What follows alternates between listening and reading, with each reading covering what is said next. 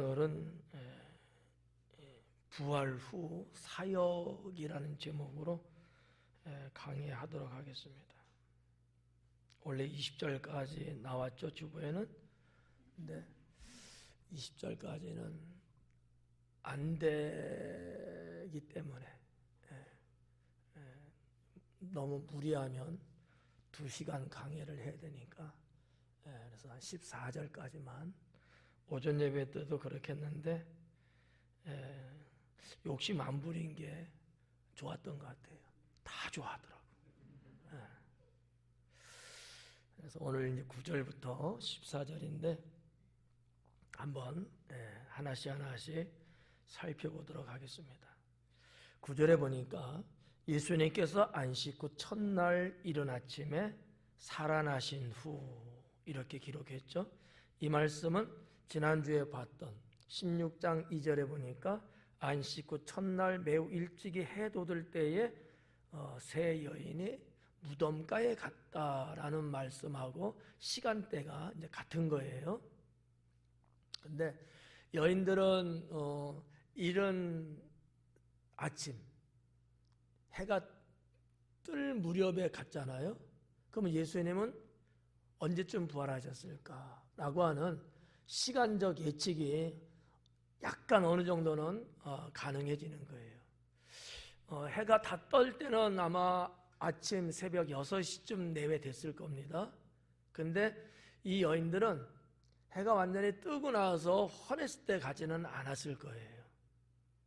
여러분도 잘 알다시피 우리 한국으로 보면 동해에서 바다색에 해가 이제 떠 오르잖아.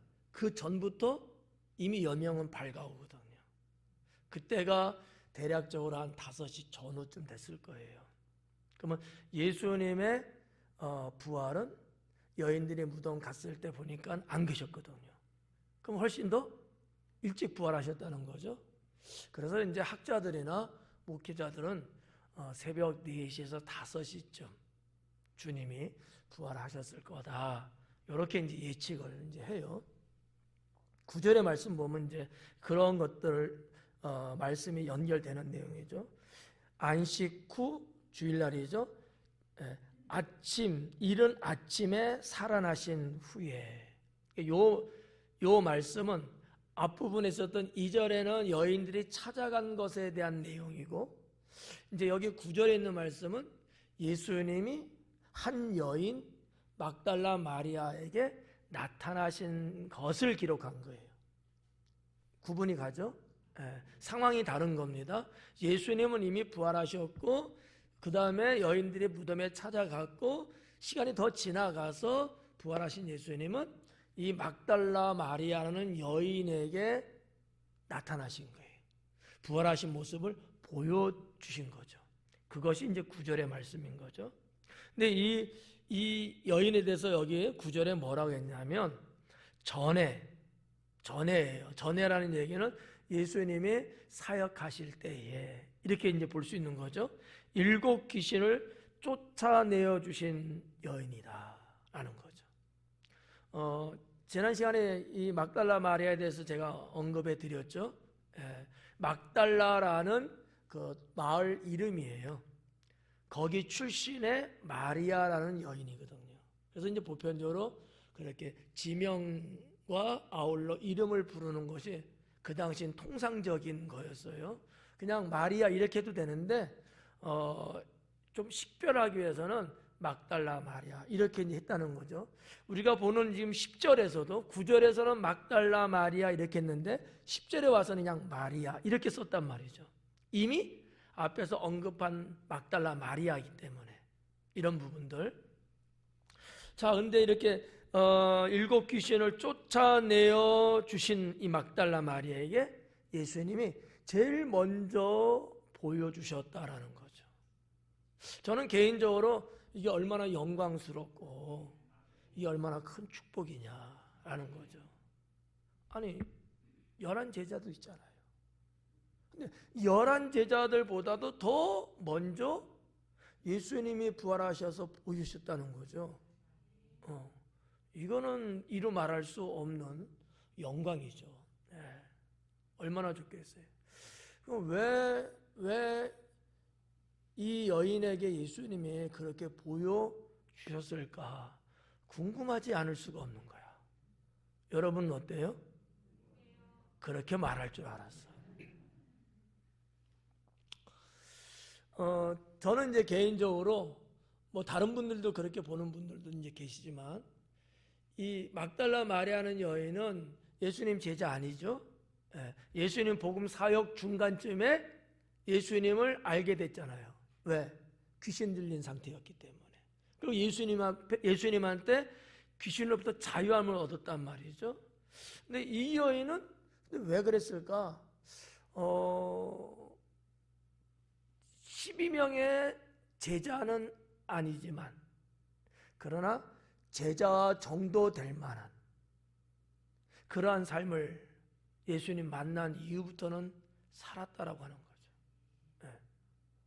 예수님을 만나고 예수님부터 구원을 받은 그때부터 지금 예수님을 만나는 이 시간까지도 이 마리아는 우리가 앞에서도 봤지만 예수님을 쫓아다녔고 쫓아만 다닌 게 아니고 뭐 했다 그랬어요? 섬겼다 그랬거든요.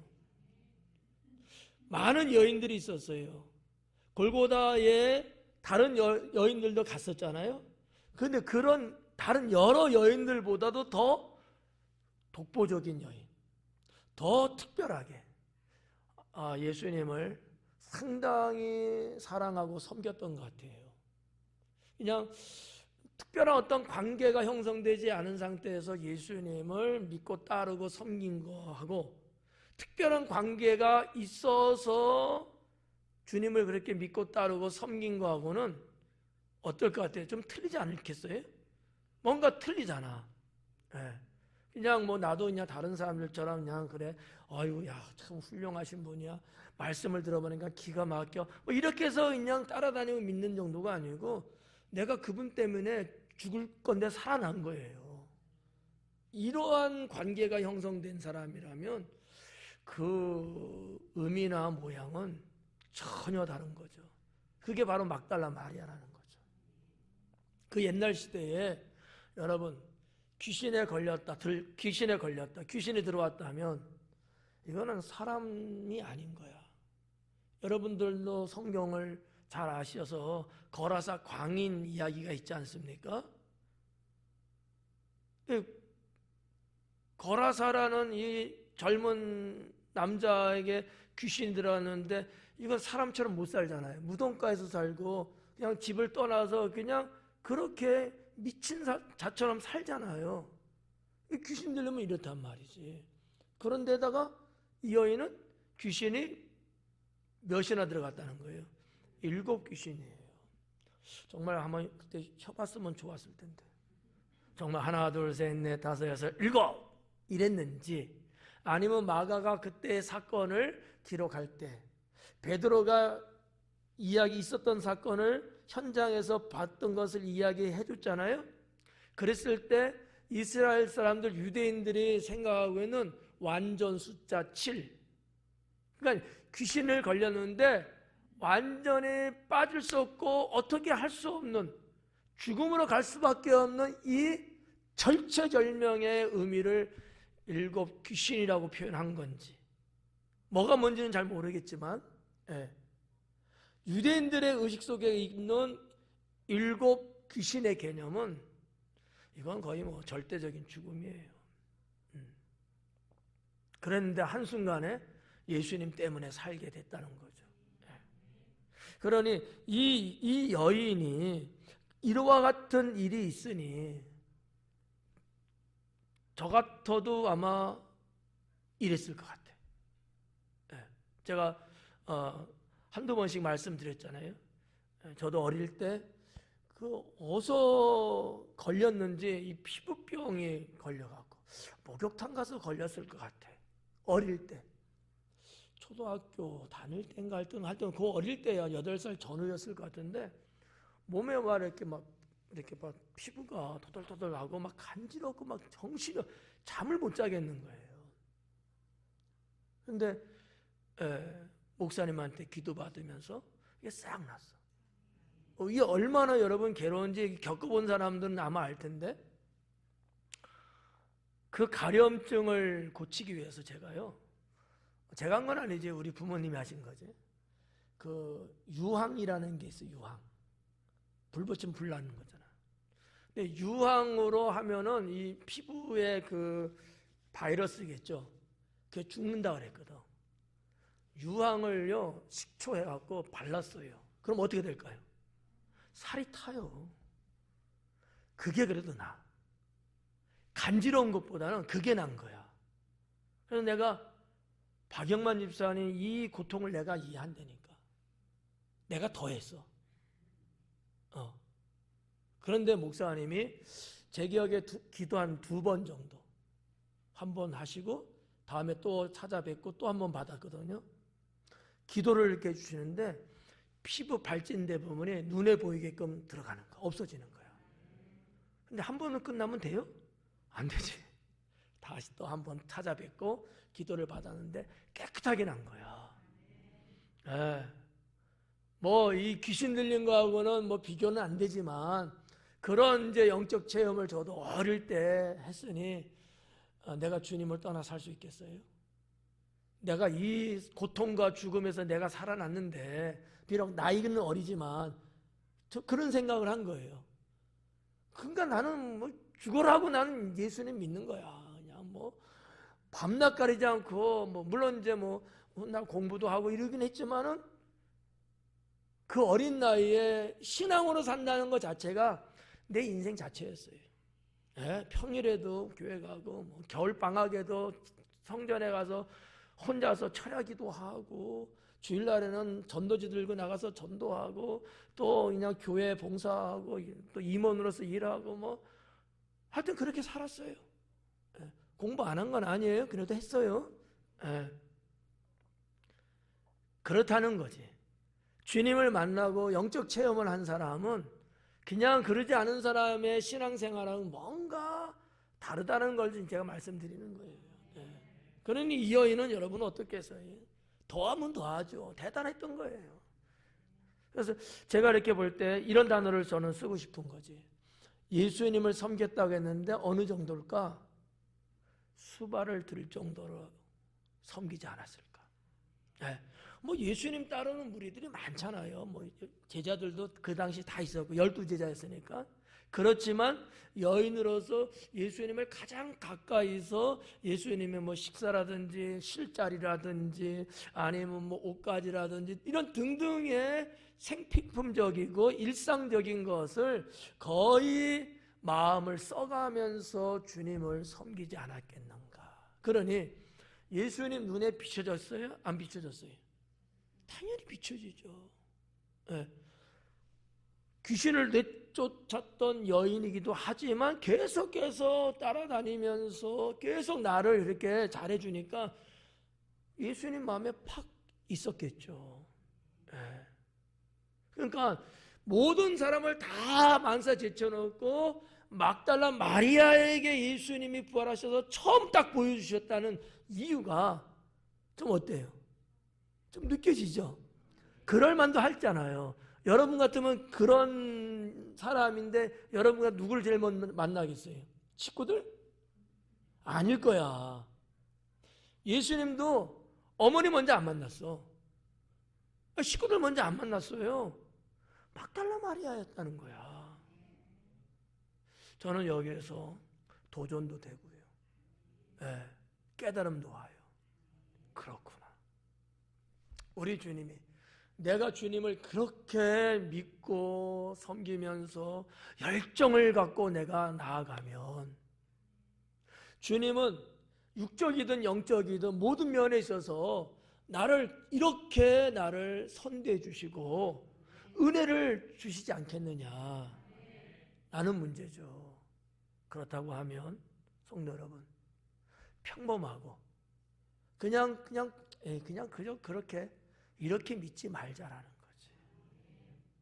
제가 볼 때 여러분들 중에는 아무도 주님을 떠나 살 사람은 여기는 아무도 없어. 결국은 주님 믿으면서 주님이 오라면 지옥 가는 게 아니고 천국 가실 거야. 이렇게 하든 저렇게 하든. 그러면 기왕이면 잘 믿으면 좋죠. 잘 믿는다는 개념은 뭐예요? 이 땅을 살아가는 내내 막달라 마리아가 부활하신 예수님을 베스트 1으로 만날 수 있었던 것처럼 여러분도 주님을 그렇게 만남과 교제의 삶을 누리며 살 수 있다는 겁니다. 우리 주변에서도 여러분들 중에도 계시겠습니다만은 예수님 믿고 구원받고 쭉 신앙생활 해 오시면서 똑같은 경험은 아니지만 주님을 만나고 주님의 능력을 입고 주님의 은총 속에 이런 영적 체험이 있어요, 없어요? 있잖아. 저녁 예배는 첫 마디부터 대답이 딱 나오네. 아주 마음에 들어. 있잖아요. 이게 얼마나 고귀하냐는 거지. 이게 얼마나. 그러니까 이런 부분들을 저는 보면서 이 여인은 12제자 사도 그쪽은 아니지만 여인으로서는 수제자다. 수제자다. 예수님 승천하신 이후에도 이 막달라 마리아는 평생 죽을 때까지 주님 증거하면서 살아간 여인이거든요. 뭐 이 정도면 그래 뭐 제자라고 붙여둬도 뭐 이상하지 않을 것 같아요. 아니 뭐 제자라고 한 사람도 예수님 배반 때리고 예수님 팔아먹고 그런 자들도 있던데 이 막달라 마리아는 아니잖아요. 참 훌륭하다. 거기에 맞게끔 우리 주님도 은총을 주시는구나. 좋잖아요. 여러분 이렇게 신앙생활 하시고 평소에 사시면서도 그냥 보편적 신앙은 탈출하셔야 합니다. 보편적 신앙 이거는 큰 의미 없어요. 그보다는 좀 더 특출난 뭔가 주님의 그 눈에 띌 만한 성경 말씀을 자꾸 연결해 나가면 시간이 많이 가긴 하는데 여러분 룻도 그랬던 거 아니에요? 그 보아스 집에 들어가서 이삭 죽을 때 눈에 탁 띄었거든. 아닌가? 눈에 띄었잖아요. 그래서 보아스가 특별하게 이 하인들의 종들에게 일러주면서 챙겨주라는 거 아니에요. 하물며 주님께 여러분의 눈이 탁 띄어지는데 주님이 그런 여러분을 그냥 대충 이렇게 하시겠냐는 거지. 근데 이와 같은 거는 반복된 얘기지만 그냥 뭐 와서 예배드리고 그냥 내가 하나님 믿는 사람으로 하고 왔다 갔다 이거 갖고는 안 된다는 거지. 뭔가 독보적인 뭔가 특별한 주님을 향한 특별한 어떠한 계기 그런 어떤 열정 주님을 내가 섬기는 어떠한 흔적 등등의 이런 것들이 나만의 것들이 있어야 된다는 거지. 나만의 것들이 다른 사람은 다 안 믿겠다고 돌아갈지라도 나는 아니다라고 자랑하고 증거할 수 있는 마치 여호수아와 갈렙같이 남들은 다 안 된다고 했을 때 무슨 소리 합니까? 하나님은 살아 역사하시는 분입니다. 독보적이잖아요. 돌 맞아 죽을 수도 있는데 이런 거 다들 숨바꼭질하고 장군들도 다 숨어가고 자기 목숨 아까워하는데 골리앗 앞에 나타난 다윗. 그 하나님 눈에 안 띌 수가 없어. 이런 게. 이 여인도 바로 그런 여인. 여러분도 바로 그러한 성도. 이렇게 우리가 이 말씀 9절에서 느낄 수 있다. 그러니까 예수님께서 아주 중요한 여인으로 보신 거예요. 그리고 예수님은 뭐 십자가에 달려 계신 상태, 돌아가신 죽은 상태지만 그분은 다 알잖아. 이 여인에 대한 추적이 가능한 거 아니겠어요? 그러니까 부활하자마자 여인에게 모습을 보여주셨던 거. 그게 이제 9절의 말씀이고요. 그래서 여기 마가는요, 의도적으로 이렇게 쓴 것 같아. 이게 9절 마지막 부분은 뭐라냐면, 먼저 보이시니. 그냥 보이시니 이렇게 해도 되거든요. 근데 먼저라는 거를 콕 찍어서 했다는 거야. 예. 10절 말씀 볼까요? 마리아가 가서 예수님과 함께하던 사람들이 슬퍼하며 울고 있는 중에 이 일을 알리매. 자, 마리아가 예수님이 나에게 모습 보여준 이 사실을 지금 예수님과 함께 하던 사람들에게 이야기했다는 얘기죠. 그럼 예수님과 함께 했던 사람들은 누구를 말하는 걸까? 제자들이에요. 제자들한테 간 거예요.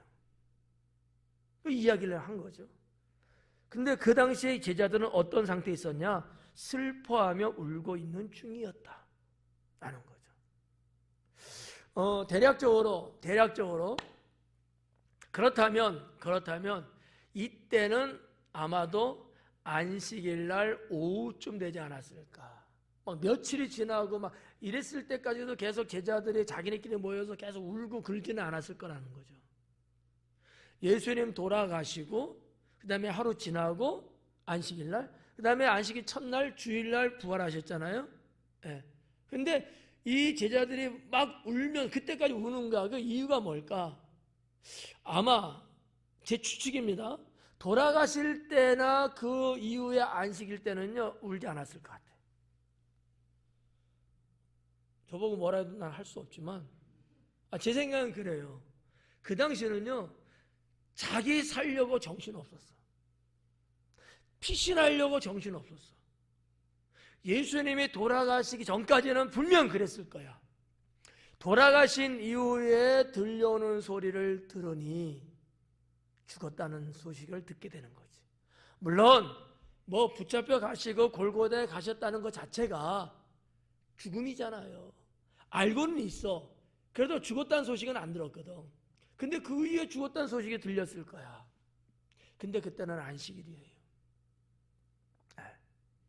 금요일날 오후에 돌아가시고 그날까지는 우왕좌왕 정신 없었을까 제자들은.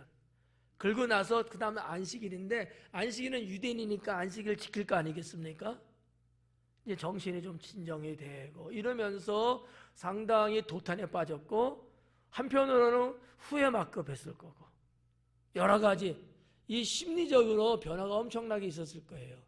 근데 그 다음날 안식일 첫날까지도 이 제자들은 지금 울고 있는 거야. 왜? 안식일 날은 그렇게 해서는 안 되는 날이거든. 유대인들에게는.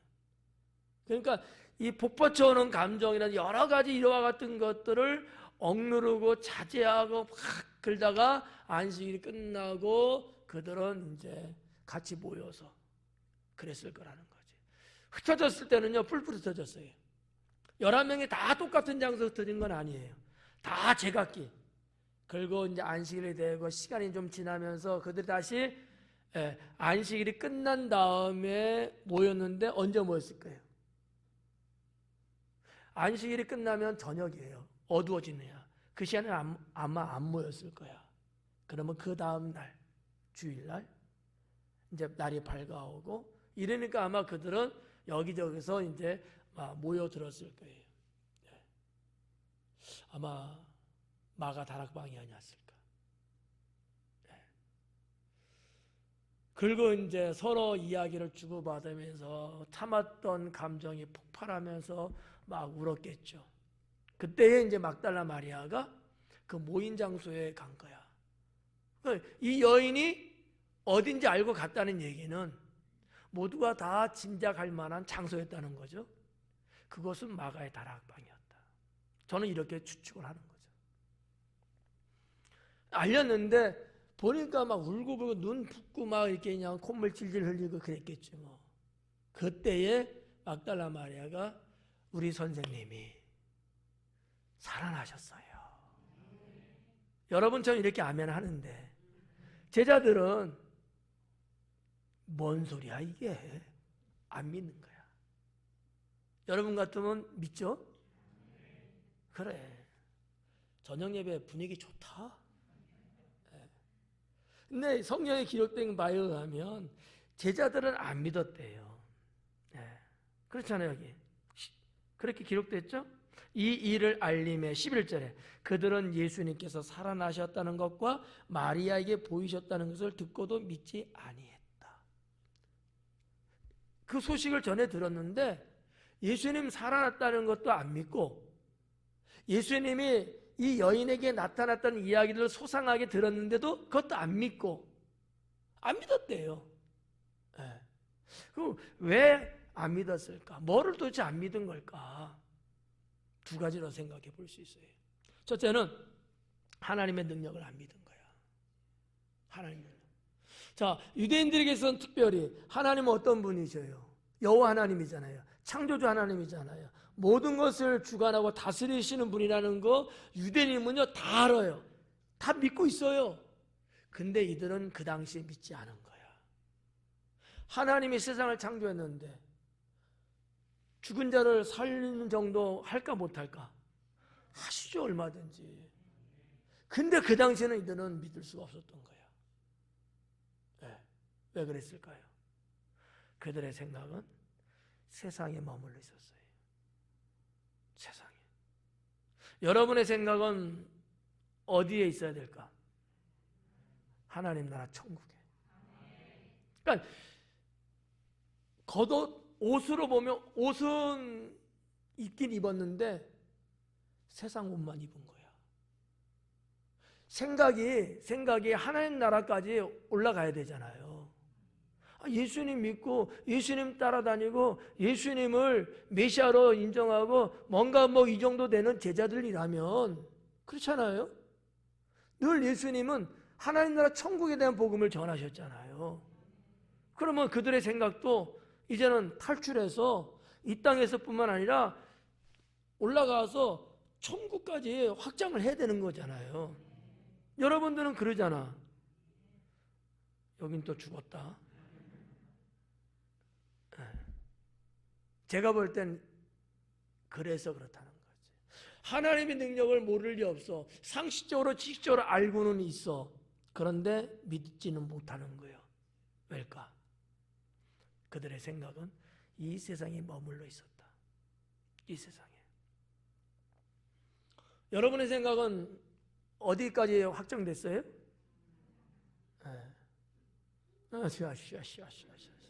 방언하는 건지 뭔지 모르지만 아무튼 저의 생각은 천국까지 확장되어 있습니다. 그래서 저는요 믿어요. 이렇게 이제 해놓고 물어보면 여러분 다 똑같다 그래. 여러분의 생각은 어디까지 확장됐어요? 그렇죠. 그래서 믿어야 믿어요? 당연하지. 이게 진짜야. 이게 진짜야. 여러분 외람된 얘기지만 지구상에 하나님 믿는 사람 많지 않습니까?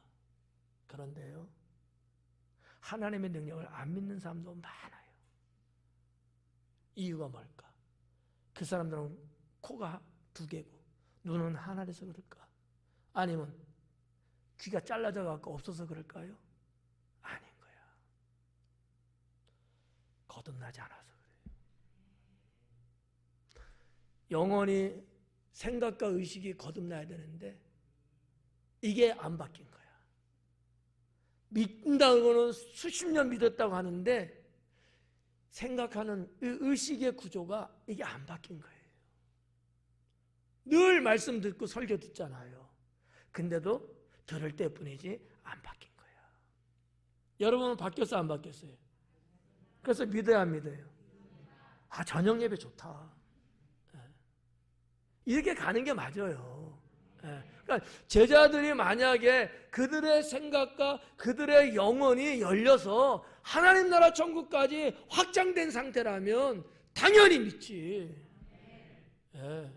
두 번째 뭐가 문제였을까? 예수님 말씀을 안 믿었어요. 그러니까 하나님의 능력도 믿지 못했고 예수님이 그렇게 말씀하신 것도 못 믿고 있는 거야 지금. 이것을 제가 증명해 이야기할게요. 자, 성경에 기록된 바에 의하면 말이죠. 자, 예수님 지금 부활에 대한 문제죠. 부활이에요. 죽었다가 살아났어. 죽은 자가 살아난 거예요. 쉽게 말하면. 그러면 예수님 사역하실 때, 즉 자기들이 예수님과 같이 다니면서 직접 눈으로 본 것 중에서 죽은 자를 살린 적이 있을까 없을까? 예수님께서. 다시 말할게. 있을까요 없을까요? 한 번 더. 있을까요 없을까요? 네, 3세판 해야 돼. 있었잖아. 대략 한 제가 몇 가지만 말할게요. 회당장 야이로의 딸이 죽었을 때 예수님이 살렸죠. 맞죠? 그 다음에 여러분이 생각나는 거 한번 말. 3초 안에 말 안 하면 내가 할 거야. 그거 말할 줄 알았어. 오전 예배도 나사로는 이야기하더라고. 그래요. 나사로. 또 하나. 그렇지. 나인성 과부의 아들이 죽었는데 살려냈거든. 아니 자기들이 예수님하고 사역하면서 따라다닐 때 자기들이 직접 본 거예요. 죽은 자를 살렸던 예수님인데 그 예수님이 살아났다는 걸 왜 못 믿냐고. 왜 못 믿었죠?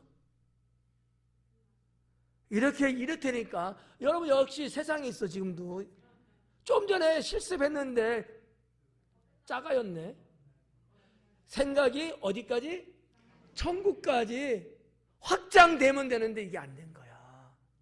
그냥 삶 속에서 부딪히고 보고 듣고 그런 거 다 있는데 이게 영적으로 거듭남이 없었던 거지. 무슨 말인지 이해 가요? 예. 네.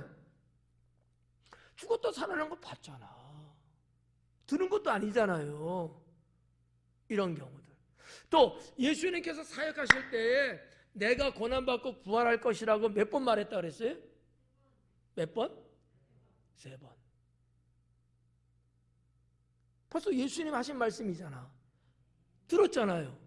근데도 이들은 예수님 정말 부활했다는데 안 믿는 거예요. 그 3번이 어디였을까? 가이사랴 빌립보, 마태복음 16장 보면 가이사랴 빌립보에서 베드로가 신앙 고백하지 않습니까? 거기에서 예수님이 그 장소에서 떠나실 때 이야기했단 말이지. 또 갈릴리에 또 가셨을 때 가이사랴 빌립보에서 이동하셔갖고 변화산 사건이 나오잖아. 그 다음에 나오는 것이 갈릴리로 이동하는 거였거든요. 그때도 예수님이 내가 부활할 거라고 이야기했거든. 한 번 더 어디였을까? 그 위쪽에서 사역 다 하시고 이제는 때가 됐으면 예수님께서 예루살렘으로 내려오려고 할 때 그때 또 한 번 또 말씀하셨거든요. 3번 했어. 우리 예수님도 3세판 좋아하시나 봐. 여러분 같으면 이렇게 3번 주님께 직접 내가 고난받지만 부활할 거라고 들었다면 여러분 같으면 믿어야 안 믿어요? 여러분이 낫네.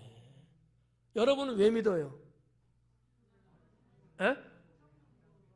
생각이 천국에 확장되어 있으니까. 이 말을 조금 전문적으로 말하면 거듭났기 때문에. 잊지 마요. 에. 앞으로 못 믿으면 무조건 생각은 어디에 머물렀다? 이 세상에 머물러 있다. 천국에 가 있는 사람은 믿어요. 눈으로 확인시켜주고 보여줘도 못 믿는 사람은 왜일까? 생각이 영원히 이 땅에 머물러 있기 때문에 못 믿는 거예요. 네. 이런 내용. 그러니까 이 9절, 10절, 11절 여기에서 이와 같은 것들을 우리가 볼 수 있는 거지. 네. 그러면 이제는 여러분들이 여러분 스스로 나는 어떤가를 한 번쯤 본인에게 되물어 보셔야 돼. 나는 하나님의 능력, 예수님 말씀의 진리, 이런 것들 나는 믿는지 안 믿는지 여러분 스스로에게 한번 물어보셔야 돼. 어때요? 여러분은 믿어요 안 믿어요? 네. 이거 못 믿으면 평생 못 믿게 돼요. 네. 그러니까 반복되지만 교회 내가 안 빠지고 열심히 나오고 예배 늘 드리고 뭐 이거 봉사도 하고 뭐 충성도 다 잘하는데 이런 것, 내 생각, 내 영혼이 천국으로까지 확장되지 못하면 하기는 해, 하기는 하는데 못 믿는 거야. 에이, 그걸 어떻게 믿냐? 어떻게 우연히 된 거겠지. 그거 그냥 착각한 거겠지. 지난번에도 말씀드렸잖아요. 예수님 골고다로 돌아가셨을 때 기절설 이런 얘기 있잖아요. 못 믿는 거예요.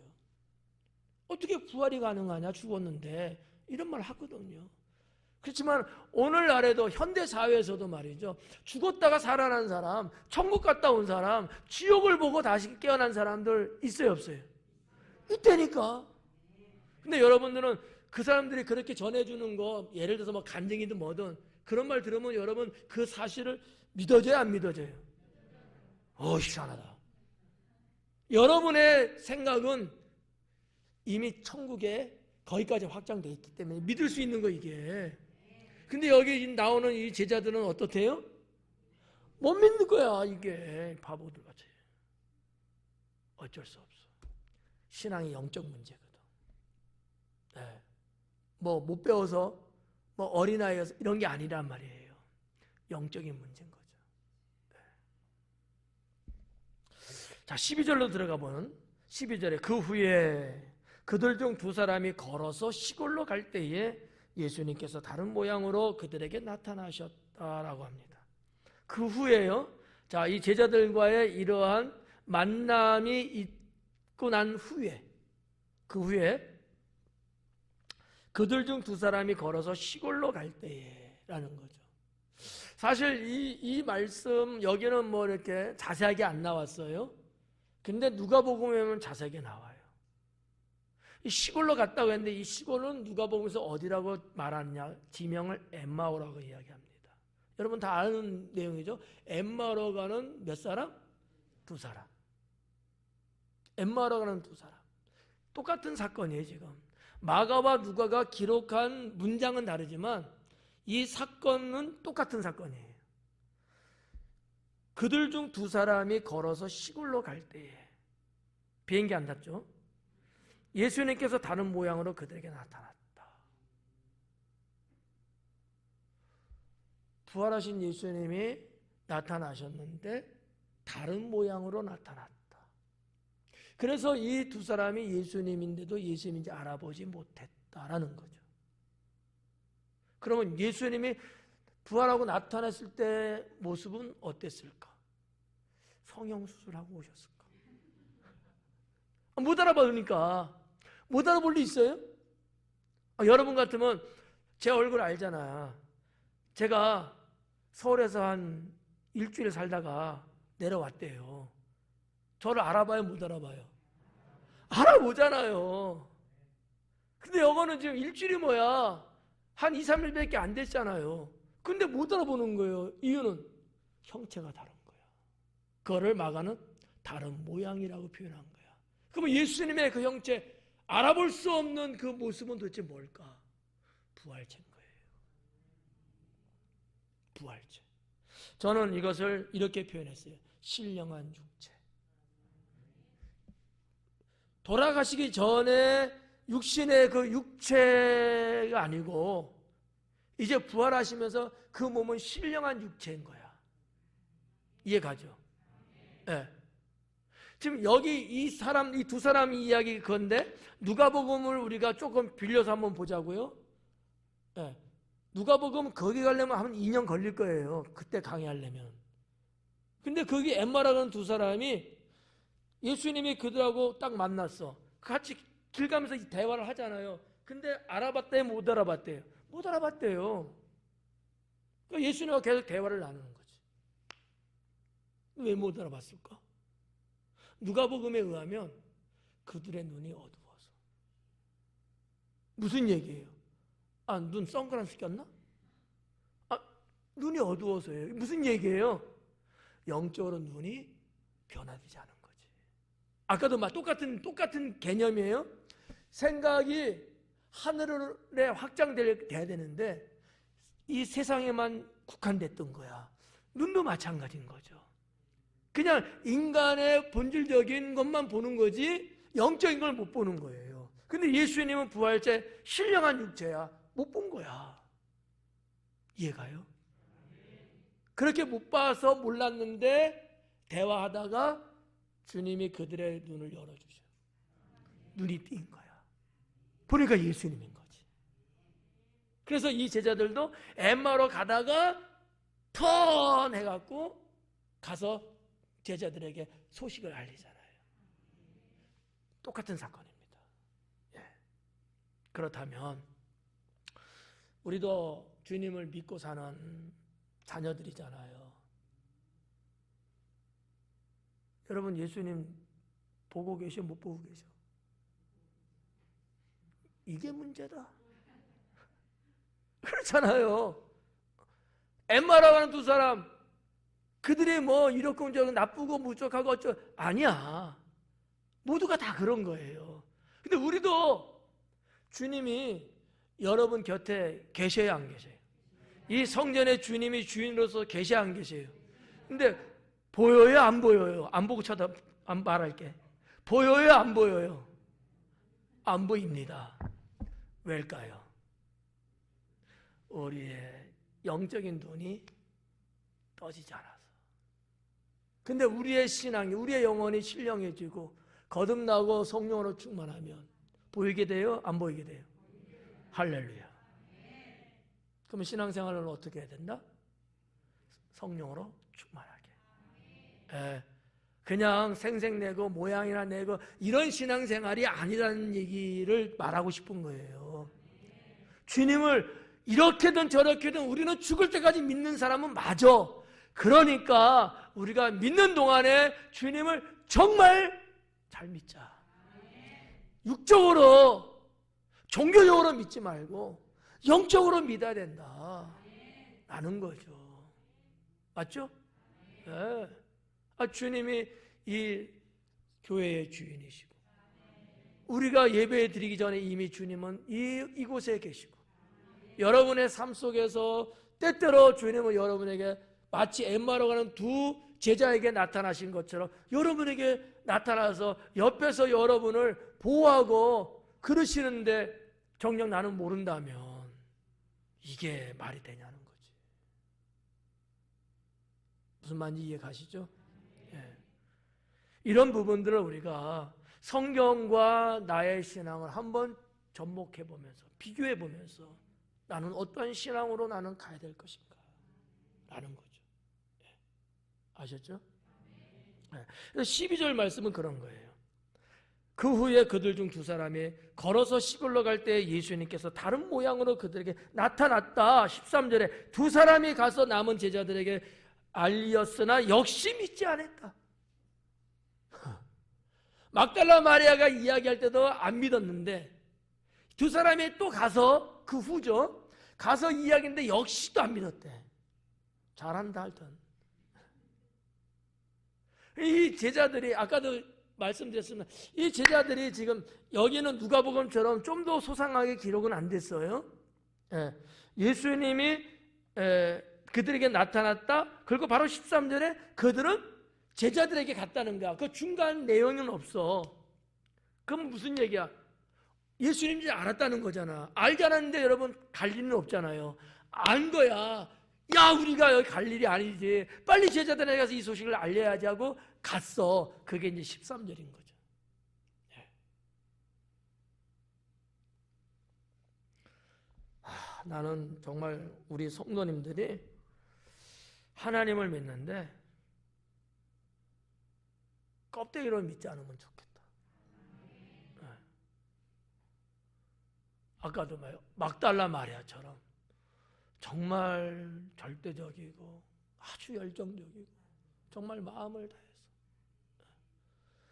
믿음의 선진들이 보여주었던 그런 신앙의 아름다운 모습, 아주 용기 있는 그런 모습처럼 우리 성도들도 그렇게 믿기를 저는 늘 소망하죠.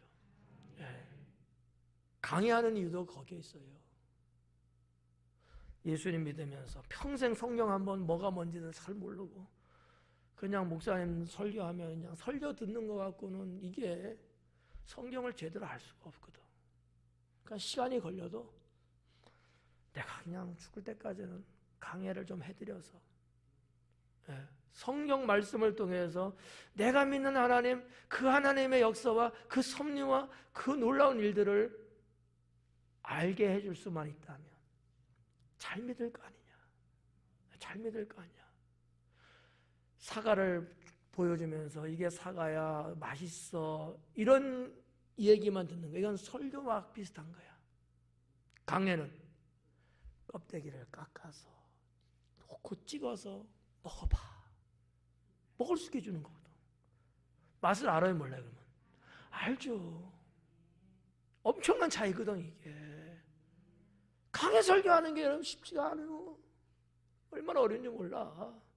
그래도 우리 성도님들이 주님을 정말 뼛속 깊이까지 알면서 그 말씀과 더불어 믿을 수만 있다면 얼마나 좋을까. 얼마나 좋을까. 그런 소망이라고 할까, 꿈을 주의 종이 되면서 갖게 됐어요. 그냥 이렇게 믿어서는 안 되겠구나. 그래서 옛날부터 강해를 가르쳐주고 서울에 있을 때도 그러다가 이제 당진에 왔잖아요. 여기도 똑같이 우리 성도님들 그렇게 좀 알 수 있게끔 가르쳐야 좋겠다 하는 거죠. 자, 아무튼 그건 그거고 또 자, 13절은 그렇고 14절에 보면 14절. 그 후에 11 제자가 음식 먹을 때에 예수님께서 그들에게 나타났다. 그러면 지금 제자들에게 예수님이 이제 나타난 것이 이 마가복음에는 몇 번째예요? 3번째. 막달라 마리아에게 나타나셨고, 그 다음에 시골로 가는 2 제자들에게 나타나셨고, 그 다음에 3번째는 제자들에게 나타난 거죠. 여기 엠마로 가는, 시골로 가는 2 사람, 이 사람이 누가복음하고 마가복음 앞부분 15장에 있는 말씀하고 딱 연결시켜서 이렇게 보면 2명 중에 한 사람은 글로바예요. 이름이 글로바. 15장 한번 볼까요? 15장 한번 봐봐요. 여기 15장 40절에 살로메가 있었으니 그래요. 3 여인이 갔다 그랬잖아요. 살로메를 제가 강해 드리면서 이 살로메가 누구라 그랬죠? 글로바의 아내다 그랬잖아요. 근데 글로바라는 것이 누가복음에 나와요. 글로바는 그러면 누굴까? 예수님의 이모부가 되는 거죠.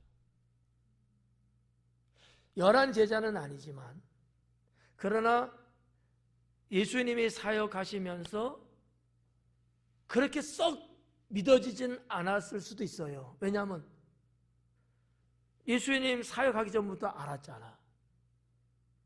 그렇지만 예수님의 전하는 말씀 진리를 들으면서 그도 아마 예수님을 믿게 돼서 쫓아다녔던 거지. 근데 그 예수님, 그분이 죽었으니까 희망이 없어졌잖아요. 그래가지고 이제 다시 고향으로 이렇게, 아마 고향이었을 거예요. 고향 할 때 살던 곳으로 가는 거 아니겠어요? 그랬던 그가 부활하신 예수님을 보고 난 후에 다시 돌아가는 일이었는데, 이 2 사람 중에 한 사람은 글로바다. 나머지 한 사람은 몰라요. 누구라고 기록된 데가 없어요. 아마 절친이었겠지 글로바에. 그러니까 2 사람이 같이 어떻게 보면 낙향 같은 그런 거죠. 그래서 14절에 예수님이 제자들에게 나타나셨는데, 여기 뭐라고 했냐면 그들의 믿음 없는 것과 마음이 완악한 것을 꾸짖으셨다라는 거죠. 그러니까 예수님이, 부활하신 예수님이 제자들에게 이제 딱 나타나셨어요. 나타나셔서 하신 게 뭐냐? 제자들을 꾸짖었다는 거죠. 이유는 뭐죠? 믿음이 없었다는 거. 믿음이 없었다는 거. 그걸 꾸짖은 거야. 또 하나는 뭐죠? 마음이 완악한 것을 꾸짖었어요. 이 2 가지인데, 이 믿음이 없다는 거, 아까도 살짝 언급했습니다만, 이 뭐를 보고 믿음이 없다고 하는 거냐? 첫째는 하나님을 안 믿는 게 믿음 없는 거잖아요. 그건 일반 보편적인 거고, 2 번째 믿음 없는 게 도대체 뭐냐? 하나님의 능력을 안 믿는 거예요. 그러니까 예수님이 콕 찍어서 믿음 없다는 얘기는 그건 거야. 하나님이 행하신 그 능력, 이걸 안 믿은 거야. 믿음이 없으니까 안 믿죠. 그러면 하나님의 능력은 도대체 어떤 걸까? 하나는 이적이에요. 하나님께서 행하신 이적 있잖아요. 그게 능력인 거예요. 네. 또 하나는 백성들에게 전파한 진리, 복음이었던 거죠. 그게 하나님의 능력이에요. 근데 이 능력을 안 믿었던 거지. 그럼 마음이 완악하다고 했는데 이 마음이 완악하다는 게 무슨 말이냐? 이런 거예요. 쉬운 말로, 전문적인 표현 말고 쉬운 말로 하나님을 거부하는 게 마음이 완악하다는 거예요. 마음이 완악한 사람은요, 부패한 사람은요, 하나님 거부합니다. 여러분 중에 또 있죠? 없어요? 없나 보다.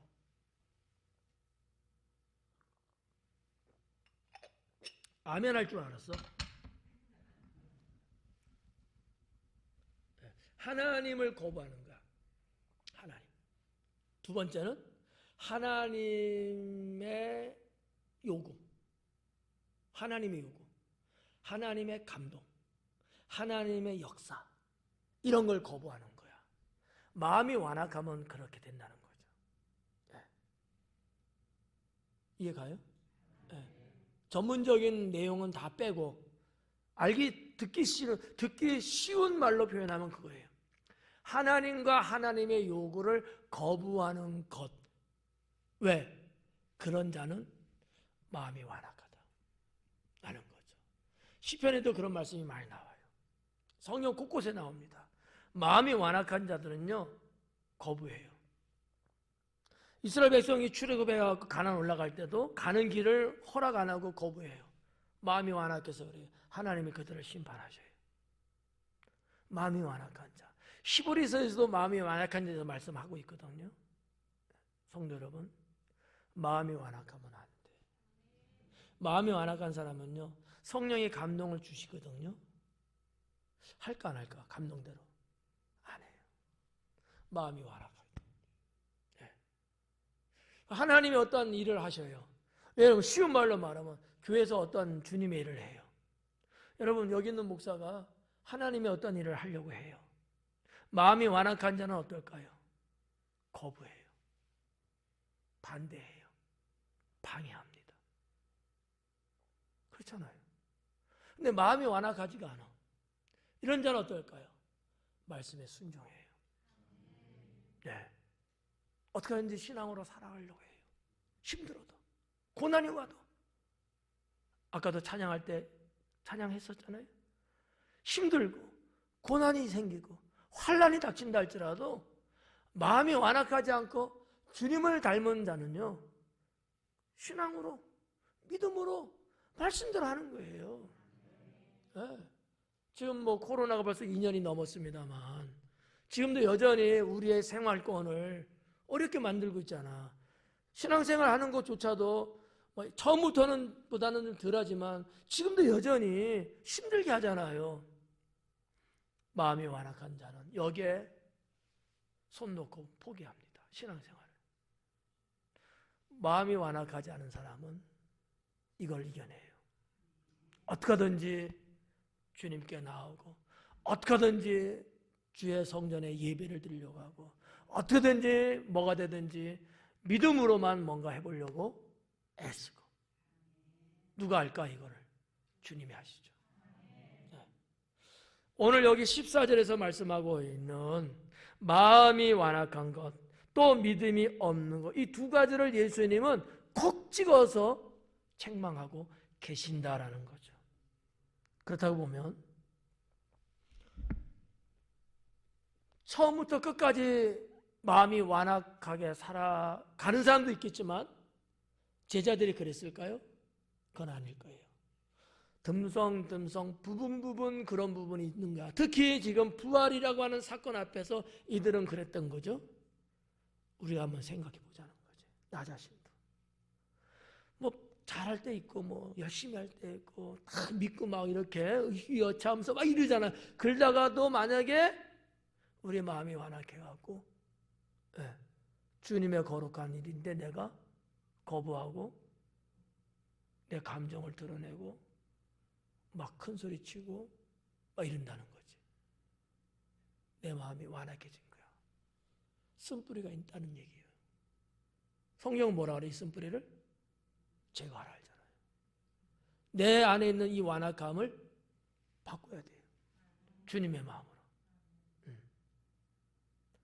제자들의 이 부분을 예수님께서 책망하실 때, 언제 예수님이 제자들을 이런 일 저런 일 했다고 막 책망을 하셨어요? 없었잖아요. 너무 안타까운 거야. 제가 볼 때는 우리 주님 그랬을 것 같아. 내가 부활한다고 그렇게 이야기를 해서 알려줬고, 죽은 자를 살려주는 것도 다 봐서 아는 자들이, 내 제자라고 말하는 그 자들이 내가 부활했다는데도 안 믿는 거야. 기가 막힌 것 아니겠어요? 유영아니야 막 이러잖아. 나다. 여기 있는 말씀 한번 봐봐요. 꾸짖으시니 이는 자기가 살아난 것을, 중요한 거예요. 이는 뭐예요? 이유예요. 왜 예수님이 꾸짖었느냐 이거예요.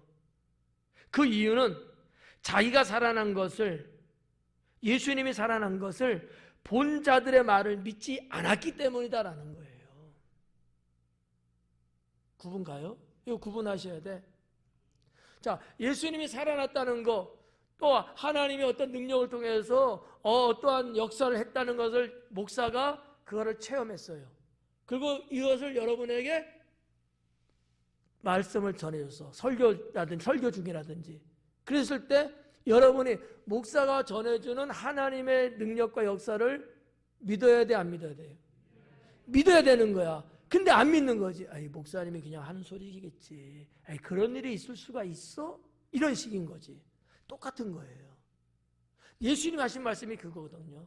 내가 살아났다는 것을 막달라 마리아도 엠마라고 하는 두 사람도 가르쳐 줬는데, 이야기를 해 줬는데도 불구하고 그들의 말을 너희가 안 믿었다는 거지. 여러분 어때요? 때로는 우리가 뭐 어느 분의 간증이라든지 어느 분이 은혜 체험한 거라든지 이런 얘기를 들려줄 때가 있잖아요. 그때 그 말이 100% 고지것대로 믿어져요? 안 믿어져요? 그러면 다행이야. 책망 받을 일이 없어. 근데 이러는 거야. 이거 지금 믿는 거야, 안 믿는 거야? 이건 안 믿는다는 얘기야. 쇼를 한다, 쇼를 해봐. 이렇게 혼자 생각하겠지. 그 자는 책망의 대상이라는 거죠. 누굴 안 믿는 거예요? 주님을 안 믿는 거야, 그게. 아주 중요한 거예요. 우리의 실생활 속에서 언제든지 있을 수 있는 문제들이거든요. 근데 은혜의 사람은 어때요? 찬양의 가사든 어느 누가 간증을 하든 은혜 받았다는 이야기를 들려주든 뭐가 되든지 간에 은혜의 사람은 어때요? 아멘하고 믿잖아요. 근데 그렇지 않는 사람은 아멘은 무슨 아멘이야. 빡 다물고 눈살 찌푸리고 막 그러잖아요. 시간도 없는데 쓸데없는 소리는 하고 있다고. 이렇게 생각하는 사람도 분명히 있다니까. 그 부분을 예수님이 지금 언급하고 계신 거죠. 그래서 우리가 신앙으로 살 때 이런 부분들 정말 조심하자. 정말 조심하자. 여러분, 목사를 신뢰하고 믿어준다면 목사가 이런 일이 있었는데 이렇더라라고 여러분들에게 들려주면 그 말을 믿고 아멘하고 내 신앙으로 가져야지. 목사님이 그냥 하는 소리야. 야, 목사님이 그냥 만들어낸 얘기야. 이렇게 해서 치부하고 넘어가 버리면 그것은 곧 하나님을 내가 안 믿는 거와 같다라는 거죠. 제가 사사로운 얘기를 한 게 아니니까 우리 하나님께서 행하신 일들을 증거하고 전파한 내용들이니까 그건 믿어야 된다는 거죠. 그런 건. 오늘 14절까지 봤습니다. 한 절 한 절 정말 많은 내용들이 중요하게 우리 삶 속에 연결되고 또 우리가 나 자신을 한번 되새겨봐야 되는 이런 부분들이 좀 많아요. 다음 주에 10월서부터 20절까지 가는데 이 부분은 정말 더 많아. 여러분 각오하고 수요 예배 오셔야 돼. 1시간 더 하려는지도 몰라. 이거 또 쪼개서 또 2주로 나눠서 해야 돼. 예, 한 주에 딱 하게 될 텐데, 물론 뭐 제가 잘 더 준비해서 해야 되겠습니다만은, 이제 마가복음을 딱 한 주 남겨놓고 있어요. 여러분 말씀 하나하나 정말 보배처럼 여기시고 내 신앙하고 상관없는 거로 보지 마시고, 아 그렇구나, 나도 그렇게 믿어야 되겠구나, 나에게도 이와 같은 신앙, 정말 내 생각이 이 땅에 머물러 있는 것이 아니라 거듭나서 새로워져서 하늘까지 확장돼 갖고 하나님의 뜻이 이 땅에서 이루어질 때 나도 그것을 믿고 따라가는 이런 거. 그래서 사도 요한이 요한복음을 기록할 때 예수님과의 그 사역과 만남과 그 사건 속에서 되어진 이야기들을 표현하실 때 뭔 말씀했냐면, 특히 니고데모 같은 경우 거듭남이라는 단어를 썼던 거예요. 거듭난 자는 생각이 하늘까지 열려 있습니다. 거듭나지 못한 자는 이게 닫힌 거예요. 거듭남의 개념이 그런 거야. 이해가시죠? 네. 기도하겠습니다.